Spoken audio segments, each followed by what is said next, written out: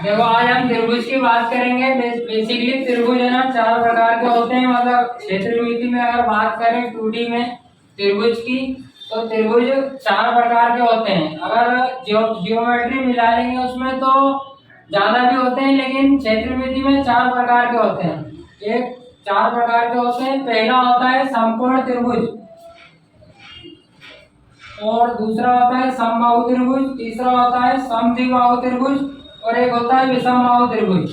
अब समकोण त्रिभुज की बात करें तो समकोण त्रिभुज सभी जानते हैं, लंब आधार और कर्ण पाइथागोरस प्रमेय जिसमें लगती है उससे बनता है समकोण त्रिभुज। इसका क्षेत्रफल होता है 1/2 आधार गुणा ऊंचाई, और इसके परिमाप की अगर बात करें तो परिमाप होता है कर्ण प्लस लंब प्लस आधार, मतलब तीनों भुजाओं का योग। अब आगे हम बात करें अगर समबाहु त्रिभुज की, तो तीन भुजाओं वाली ऐसी आकृति जिसमें तीनों भुजाओं की लंबाई बराबर हो, समबाहु त्रिभुज कहलाता है ना। और समबाहु त्रिभुज का क्षेत्रफल होता है कर्णी 3/4 इंटू भुजा का वर्ग। उसके बाद इसके परिमाप की बात करें तो परिमाप होता है तीनों भुजाओं का योग, तीनों भुजाओं की लंबाई का योग। अब तीनों भुजाओं की लंबाई क्या होगी यहाँ पर 3a। उसके बाद अगर समबाहु त्रिभुज की ऊंचाई की बात करें तो समबाहु त्रिभुज की ऊंचाई का फार्मूला होता है √3/2 इंटू भुजा। उसके बाद आगे हम बात करें अगर समद्विबाहु त्रिभुज, मतलब तीन भुजाओं वाली ऐसी आकृति जिसमें उसकी दो भुजाएं बराबर होती है और एक भुजा अलग होती है, वो समद्विबाहु त्रिभुज कहलाता है। समद्विबाहु त्रिभुज का क्षेत्रफल होता है b/4 इंटू कर्णी के अंदर 4a² माइनस b²। यहाँ पर ये दो भुजा बराबर है ना, उसको a मान रहे हैं, और जो एक भुजा अलग है उसको b मान रहे हैं ना। और अगर समद्विबाहु त्रिभुज के परिमाप की बात करें तो इसका परिमाप होगा 2a + b। और समद्विबाहु त्रिभुज की अगर ऊंचाई की बात करें तो इसकी ऊंचाई होगी कर्णी के अंदर 4a² माइनस b²/2। उसके बाद एक आखिरी बचता है विषमबाहु त्रिभुज, ऐसा त्रिभुज जिसकी तीनों भुजाओं का मान अलग अलग हो, विषमबाहु त्रिभुज कहलाता है। इसका क्षेत्रफल होता है 1/2 आधार गुणा ऊंचाई।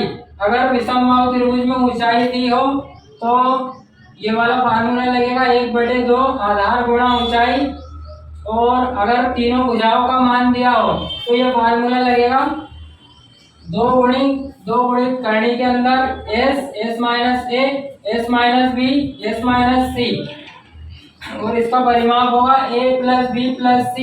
और यहाँ पर s की बात करें तो s का मतलब होता है अर्ध परिमाप। अर्ध परिमाप मतलब तीनों भुजाओं का योग का आधा।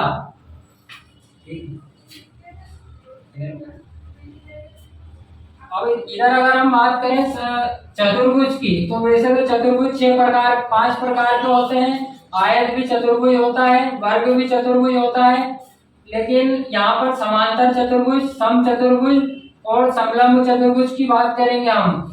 तो ये चार भुजाओं वाली ऐसी आकृति जिसमें आमने सामने की भुजाएं बराबर होती हैं, परंतु उनके आंतरिक कोण 90 डिग्री नहीं होते हैं, सम्मुख कोण बराबर होते हैं, समांतर चतुर्भुज कहलाता है।